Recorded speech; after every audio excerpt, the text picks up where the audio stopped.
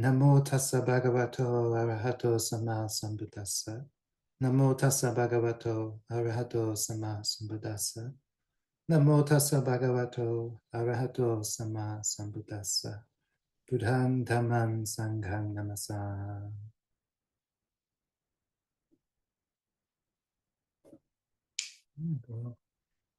Settling in for our afternoon session.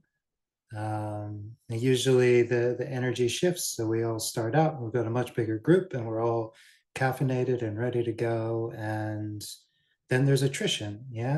We sit, we walk, we have a meal, we'll check our phone, there's some texts, we got to fix some things, and we sit down for the afternoon. Where are we at? We are fundamentally a different person than the person who started the day, right? And that doesn't have to be a bad thing. The afternoon can be a time of very good and relaxing meditations. It can be a time where we apply a lot less energy on the back half of the day, but that doesn't mean we get less results. In some ways, the results we get tends to be more from seeing which way things go and being like, oh, hey, look at that. Look at what my mind just did. And oh, I can be with that. Yeah, I don't have much choice. I'm too sleepy to do something about it. Or even like, well, I've been trying this one approach with all of my effort for like 3 hours. What if I just don't do it that way?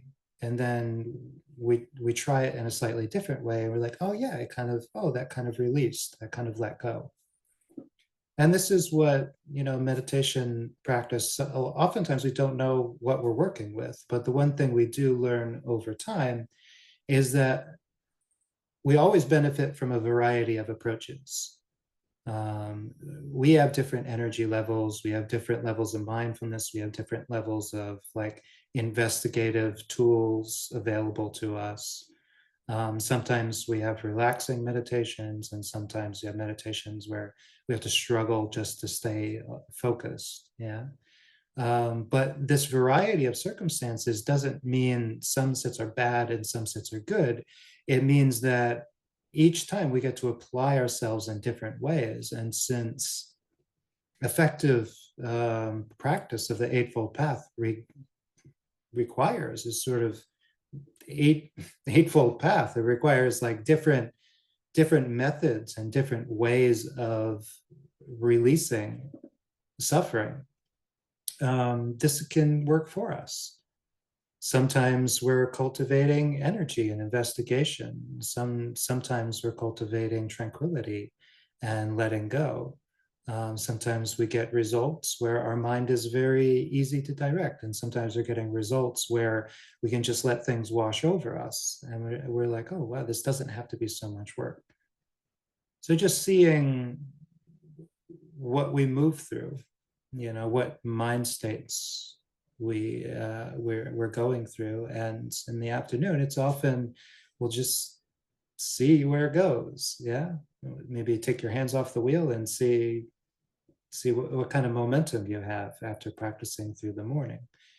And it can sometimes be very nice. So we've started a bit of momentum in the direction of looking at Khanti, looking at our patients. They have some good reflections. So sometimes it just takes the word or the concept to be pointed out, and you're like, oh yeah, I do this all the time. But now that you mention it, if I don't think about doing it, I tend to miss some opportunities. But when it's pointed out to you, you'll be like, oh, wow, yeah, no, I can totally, I realize I've been kind of annoyed at so-and-so for a couple of days now.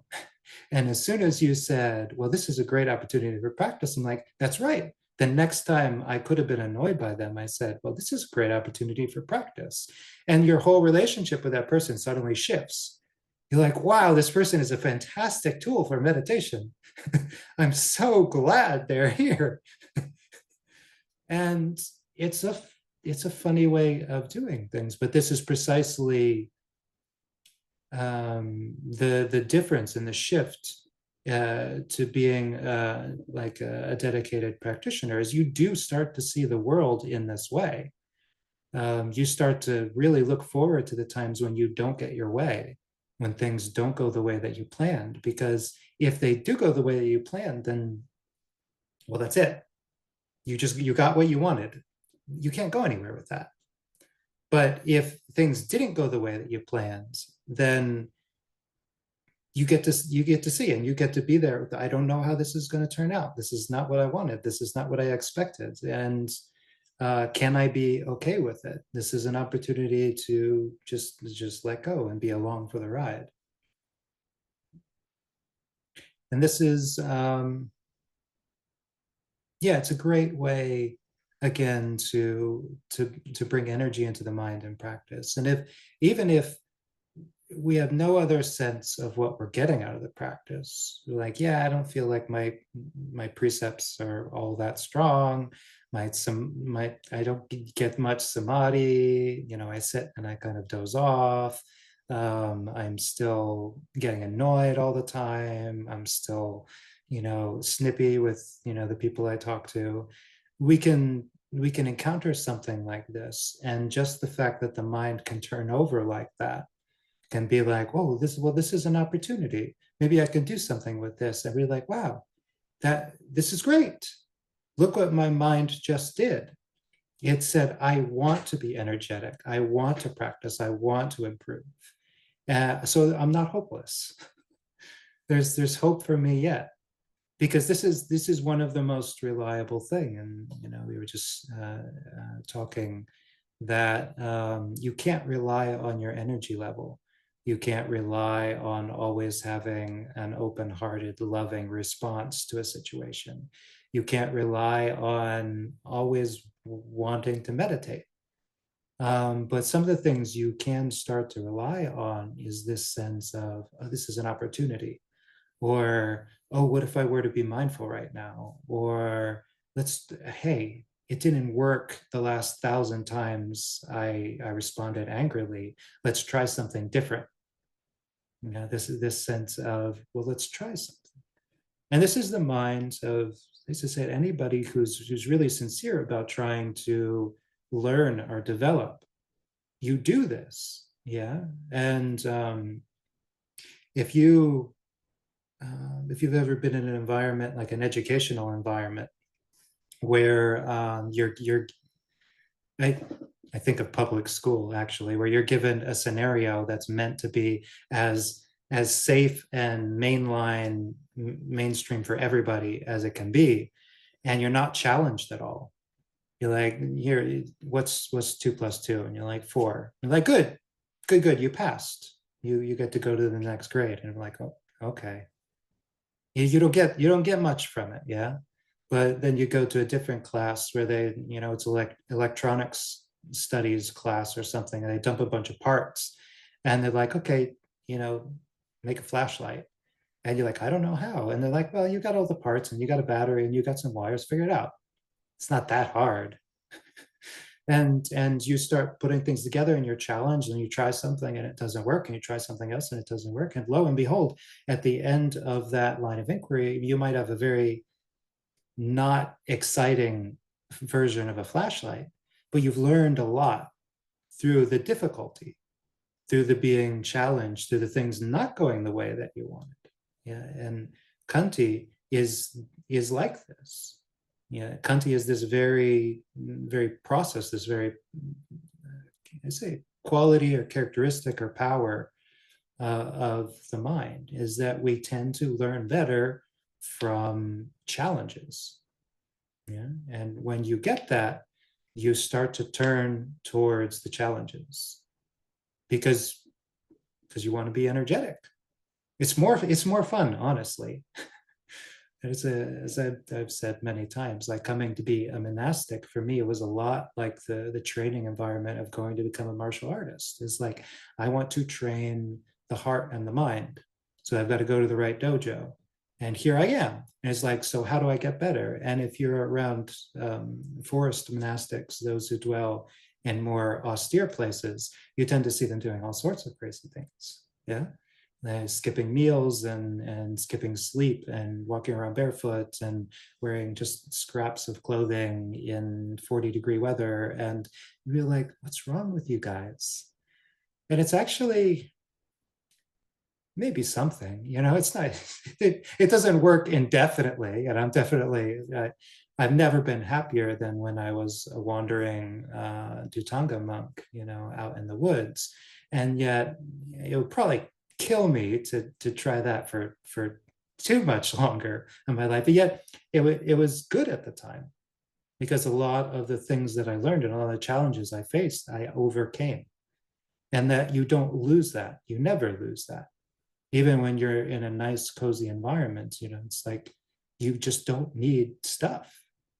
You're surrounded by stuff, but you don't need it, because it's you could be perfectly happy lying on, a mat on dirt in the forest.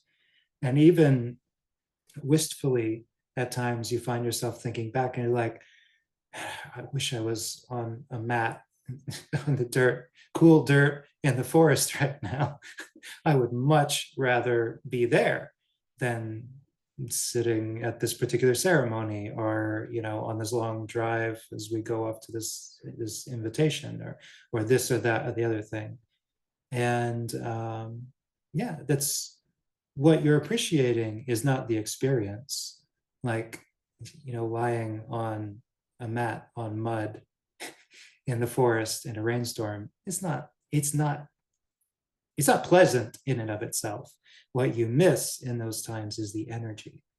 You're like, wow, I am fully engaged right now. Like, none of me is dull and comfortable and placid. Yeah. Because everything gets to challenge. Yeah? So let's take a look at a sutta, and we'll see what comes out of it. Yeah, it's a bit longer. We might skip through a couple of parts, but it deals it.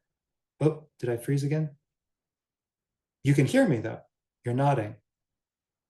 Okay, you can hear me, but I look confused. So we'll just hope that comes back at some point.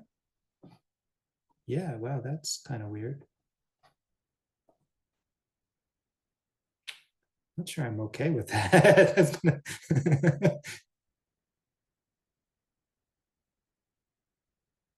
If I can, did I come back? Ah, technology. He was supposed to make our lives easier. Let's share the screen.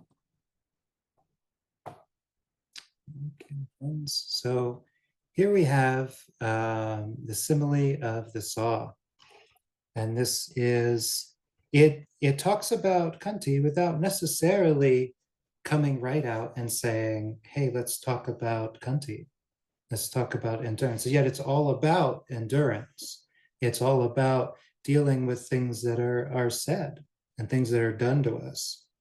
And one thing I'd like to encourage is that as you start to investigate this experience of turning towards difficulty, what you might see is the reason we start with what is said, with verbal karma, in terms of looking for things that we can tolerate and be patient with, is because anytime that we get in a situation where something is physically happening to us, we're being physically challenged or impeded, we can so many times trace it back to, well, there was a verbal component before this.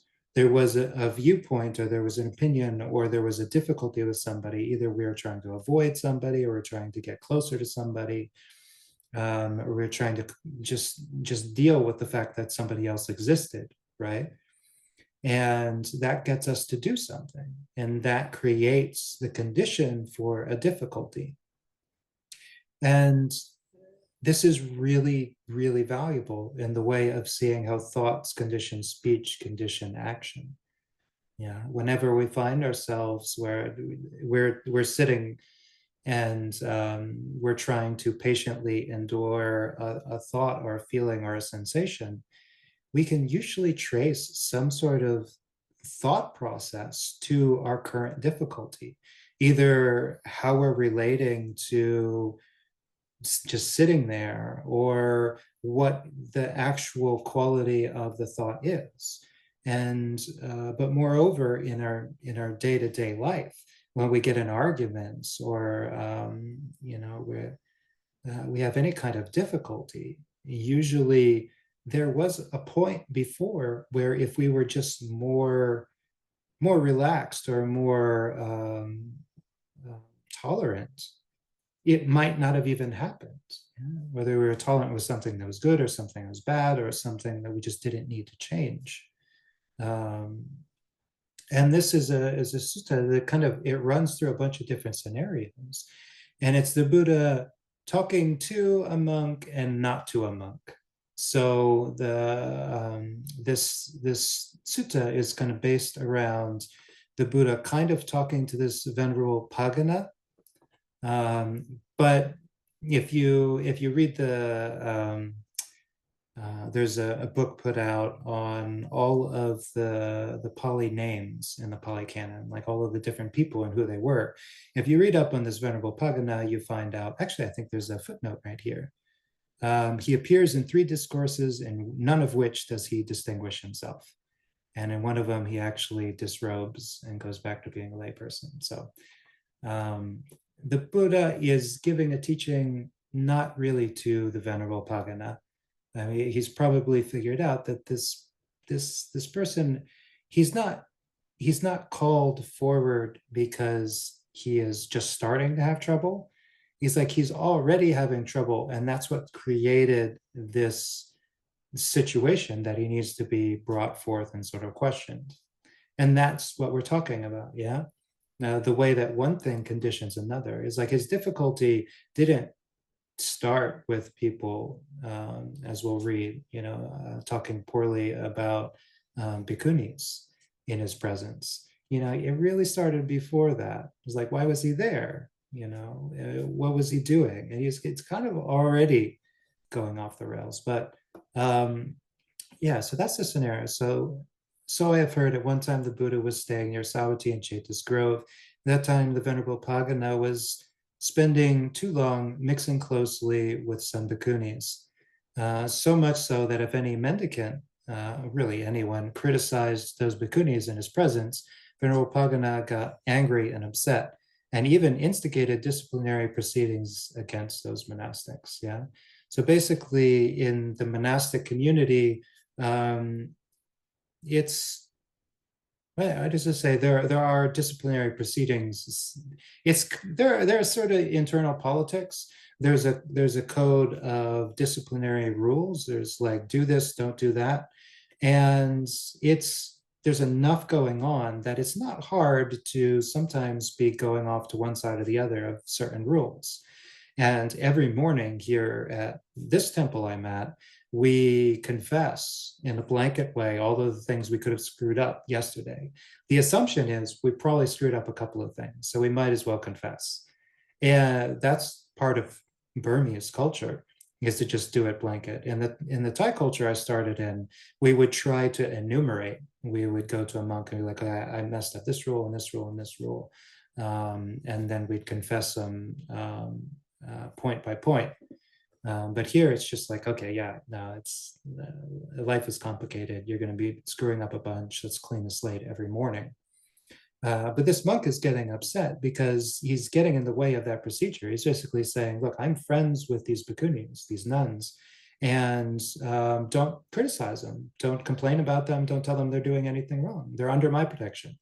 And when people would come, it'd be like, they're doing that wrong. They're not doing that right. They should be disciplined. They should be told that that's not the way to do it. They should confess this particular offense. He'd be like, how dare you? Yeah, they're under my protection. No, you can't say this. You can't do this. And this is a very monk specific situation, but you can extrapolate, right? You can see how this might apply in your own lives. to a significant other, to a child, to a nephew or a niece, to a pet, to a neighbor, to a political party, to anything. Yeah. You hear somebody talking ill about somebody else and you get defensive. And even if it's not you, right?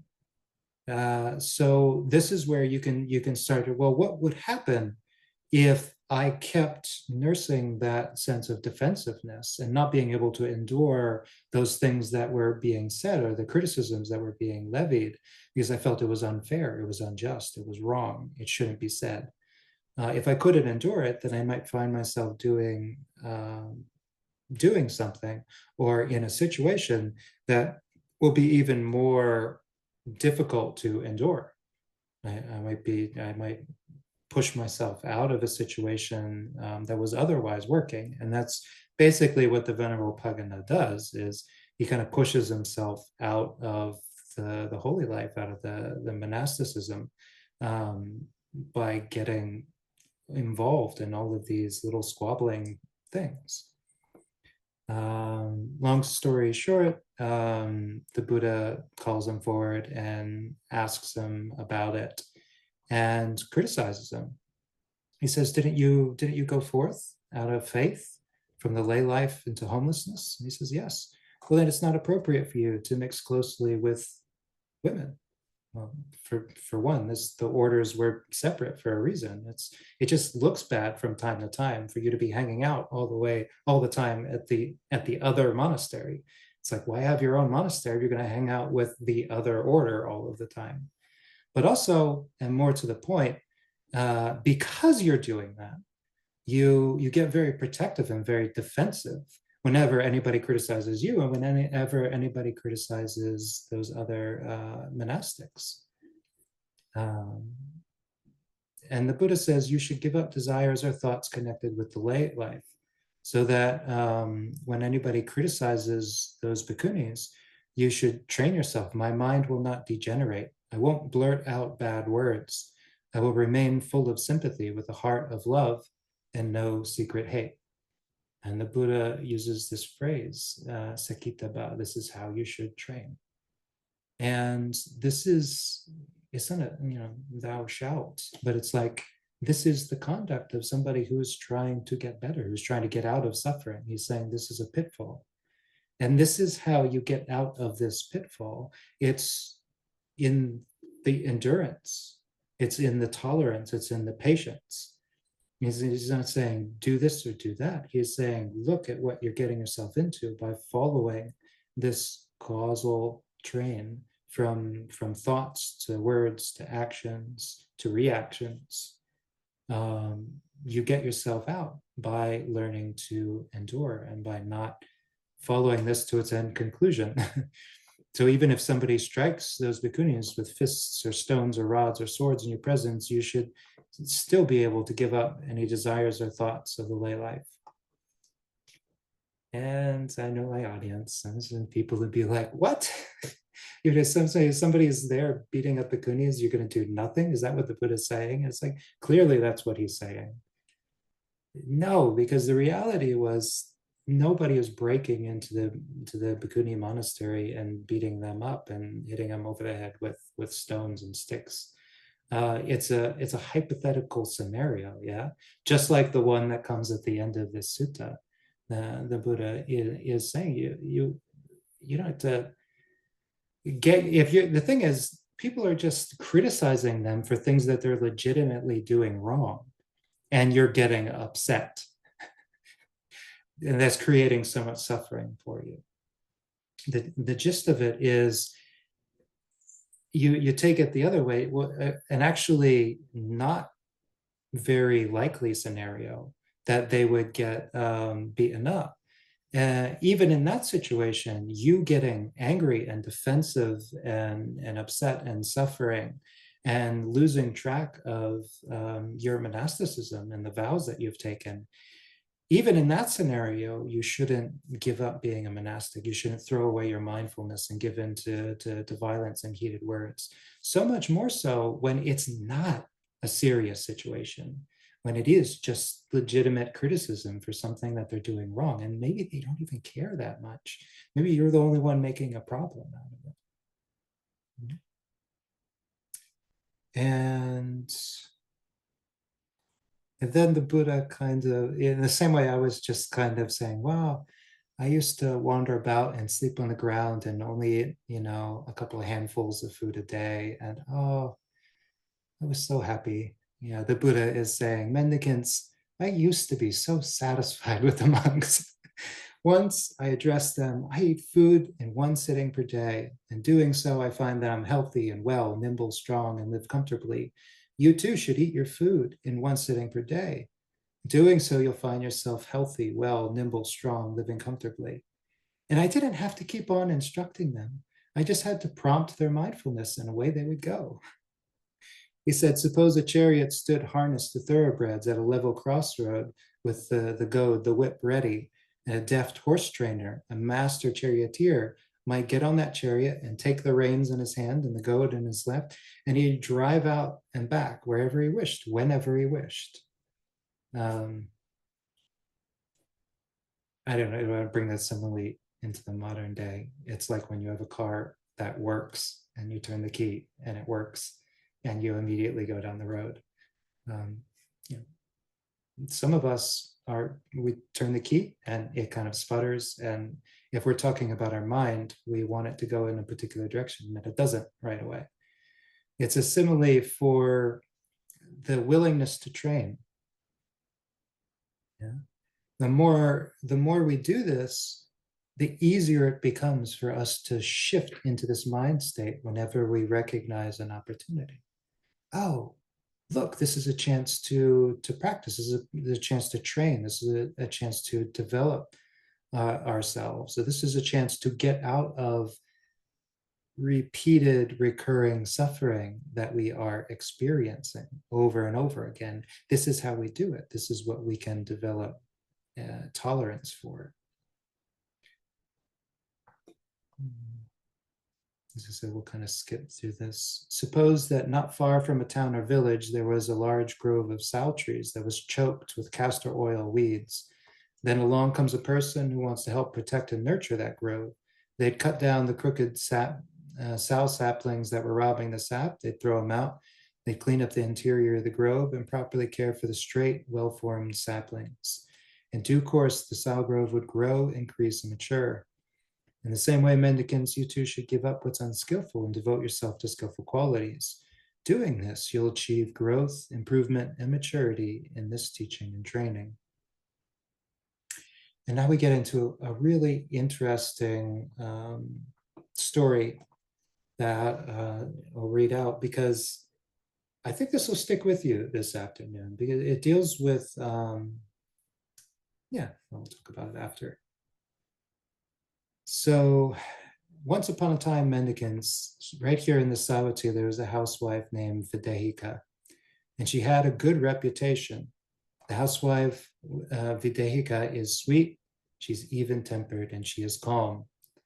And now Videhika had a maidservant, a slave, who was deft, tireless, and well-organized in her work. And Kali thought, the slave's name was Kali. And Kali thought, my mistress has a good reputation as being this sweet, even-tempered, and calm person. But is she actually sweet and even-tempered and calm? Or does she actually have anger in her and just not show it? Does she have no anger? Or is it just because my work is well organized that she doesn't show anger, even though it is still inside of her? Why don't I test her? And so one day, Kali got up late, and Videhika went to her and she said, wench. And that's Sabante Sujata. You so rarely get to use the word wench in a sentence. What is it, ma'am? You're getting up in the day. What's wrong with you, wench? Nothing, ma'am. Oh, so nothing's up, you naughty maid, but you get up late in the day. Angry and upset, Videhika went off scowling. And then Kali thought, wow, she actually has anger in her and she just doesn't show it. It's not that she has no anger. It's just because my work is well organized that she doesn't show anger, even though she still has it inside. Why don't I test her further? And she The next day she got up even later in the day. And Videga came to her and she's like, wench, what is it, ma'am? You're getting up even later in the day. What is up with you? And she's like, oh, nothing's up. And again, she was upset and she blurted out angry words, expletives. She was cursing. She wandered away, and Kali's like, oh, okay, yeah, very interesting. She actually has anger in her, and it's just that she doesn't show it. Because my work was well organized and I was on time, she didn't show the anger that she still has inside. And finally, one day she gets up, even later in the day, and Videka comes to her and she says, what's up with you? And Kali says, oh, nothing's up, man. And Videga says, so nothing's up, you naughty maid, but you're getting up so late in the day. And angry and upset, she grabbed a rolling pin and hit Kali on the head, cracking it open. And then Kali, with blood pouring down from her cracked skull, denounced her mistress to the neighbors. I don't think she had a head. I don't think her brain was leaking out or anything. As soon as you cut her head, I'm assuming. Yeah. See, ladies, see what that sweet one did. See what that even-tempered one did. See what that calm one did. How on earth could she grab a rolling pin with and hit her only maid on the head, cracking it open just for getting up late? Then, after some time, the housewife Videka got a bad reputation as this spread about. She is fierce, ill-tempered, and not calm at all. In the same way, a mendicant may be the sweetest of the sweet, the most even-tempered of the even-tempered, the calmest of the calm, so long as they don't encounter any disagreeable criticism. But it's when they encounter disagreeable criticism that you'll know whether they're sweet, even-tempered, and calm. I don't say that a mendicant is easy to admonish if they make themselves easy to admonish only for the sake of robes, almsfood, lodgings, and medicines. Why is that? Because when they don't get robes, almsfood, lodgings, and medicines, they might no longer be easy to admonish. But when they're easy to admonish purely because they honor, respect, revere, worship, and venerate the teaching, then I say that they're truly easy to admonish. And this is again going back to it's using monasticism as an example of this, but this willingness to train. And when you're truly willing to train, then if somebody comes to you and says, look, you did it, you're not doing this training rule right, you're actually committing an offense here, you'll go, oh, well, thank you for letting me know. Yeah. And it's not that, when you're at a really good monastery and you're getting lots of good requisites, you'll say, okay, yes, sure, I'll do it however you want me to do it because I like living here. But because when your mind state is, oh, I want to do it right. Thank you for pointing it out. I guess I'll do better. Even though it never feels good to be criticized, it never feels good to have something pointed out that you're doing wrong. Still, you start to develop this sense of, I just want to do it right for right's sake. It feels to me there could be a better way to do it, and maybe someday I can get to a place where I feel really good and confident about the way I'm doing it, no matter what people are saying. Yeah, and people will always criticize you in some ways. So the sutta goes on. The Buddha says, monks, there are 5 ways in which others might criticize you. Their speech might be timely or untimely, true or false, gentle or harsh, beneficial or harmful, from a heart of love or from secret hate. When others criticize you, they may do so in any of these ways. And if that happens, you should train your minds thus. Our minds will not degenerate. We will not blurt out bad words.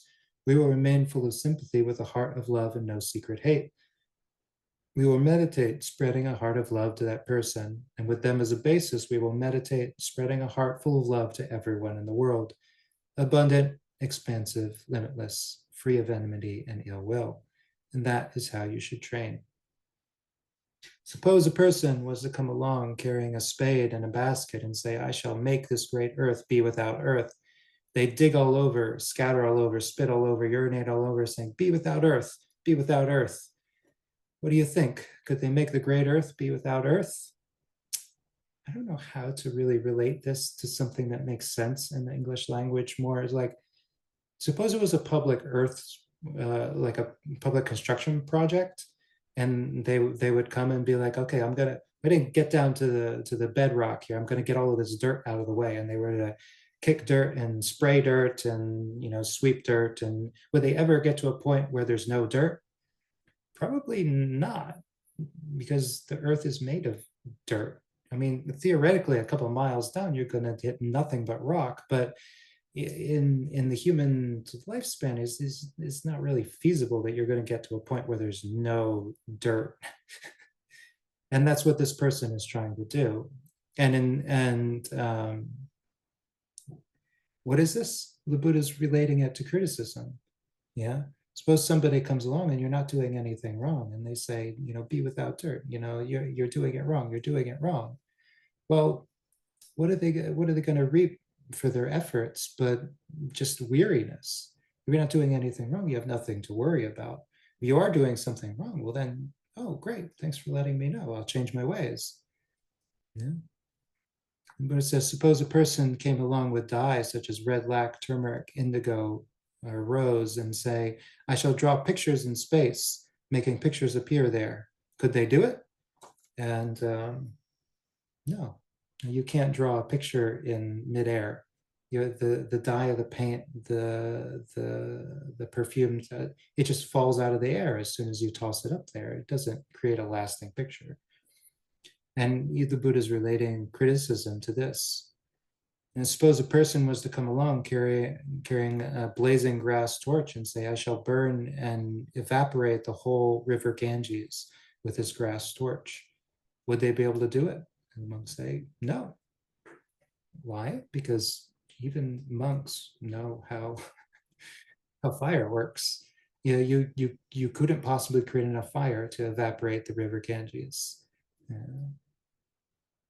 Suppose there was a catskin bag that was rubbed, well rubbed. This is like a leather bag, and it was soft and silky, and it never rustled, never crackled. It wasn't stiff. And that person came along, with a stick or a stone, and they said, "I'm going to make it rustle and crack and scratchy."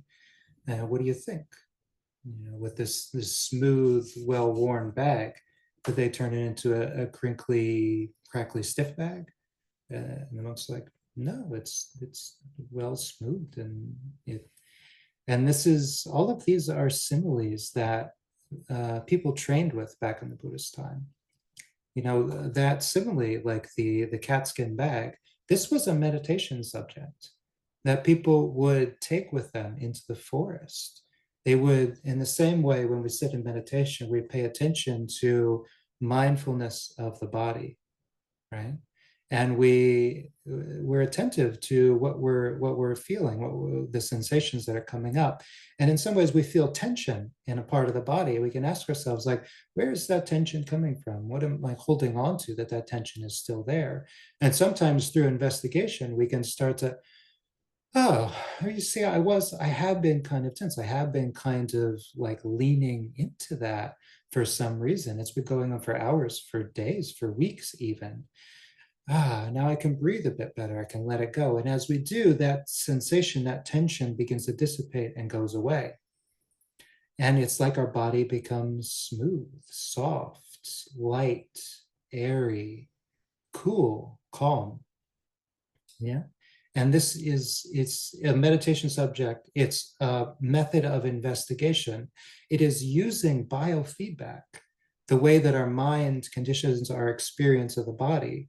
We can look at the experience of the body to know what the mind is and has been doing, unravel that. And then when the body feels at peace, the mind is almost always also at peace.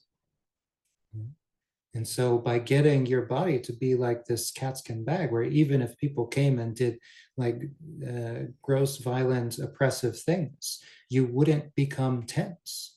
You wouldn't become frustrated. You wouldn't become hot and bothered by it. That's when you've succeeded in creating a mind that has Khanti, tolerance, as his basic innate power. Here we get to this very great sutta, which you can see on the website that Laura has drawn in various ways. Even if low-down bandits were to sever you limb from limb with a two-handed saw, anyone who had a malevolent thought on that account would not be following my instructions. Even if that were to happen, you should train yourselves. Our minds will not degenerate. We will not blurt out bad words. We will remain full of sympathy with a heart of love and no secret hate. We will meditate spreading a heart of love to that person. And with them as a basis, we will meditate spreading a heart full of love to everyone in the world, abundant, expansive, limitless, free of enmity and ill will. That is how you should train. And if you were to frequently reflect on this advice, the simile of the saw, do you see any criticism, large or small, that you could not endure? No, venerable sir. So, mendicants, frequently reflect on this advice of the simile of the saw. This will be for your long-lasting welfare and happiness. Sadhu, sadhu, sadhu.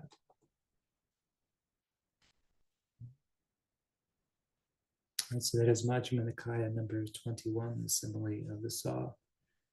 And this is the advice, yeah? It's the most absurd of situations. People in the modern day, oh, so rarely are getting ganged up on by a mob and having people come with a dull two-handed saw and taking their limbs off one by one. It just doesn't happen so much. But were it to happen, you should, yeah, you're going anyway. You have two choices. You can go with a mind full of hate, or you can go saying, well, there's my arm. Oh, there's my foot. Oh, there's my knee. Huh. That's your choice. Yeah. But now the reality is, if in that circumstance, you would see that, well, the only person who would get hurt by you having a mind of hate is yourself, and not the bandits. They will still get all the body parts that they really want to cut up. Then it makes no sense for me to cultivate a mind of hate and annoyance and frustration and grievance. If even in that situation, the mind of hate is not worth it, then why, when somebody leaves the toilet seat up or doesn't replace something in the fridge and leaves it out on the counter, or when they come into the home with muddy shoes and make a mess that we have to clean up after, why then do we think that a mind of hate is justified? And that if we don't say something, they'll do it again in the future. So we've got to make sure that they experience the full force of our vengeance. Why then do we give into these mind states? Those should be the easy ones, right? But it's funny that were we in a completely unavoidable physical situation, often we would find that something would kick in and we would be like, okay, nope, now's the time for letting go. But when it seems like something that we have control over, that we should say something. We should really let them know that we are not okay with this, that we get ourselves into the most trouble. Yeah? Those are the times when we should be practicing Khanti, endurance, and trust that when we make that the basic power, the reflex of the mind, we don't even have to worry about the physical circumstances. Those will come up and we'll be like, oh, it's just another thing to let go of. All right. So with these thoughts, again, we'll sit and walk for about an hour and a half. And if any of us are still here, we haven't been severed savagely by bandits with saws. We can get together and just at 4:30, whatever conversation you might have, we'll have it at that time. Enjoy your afternoon sittings.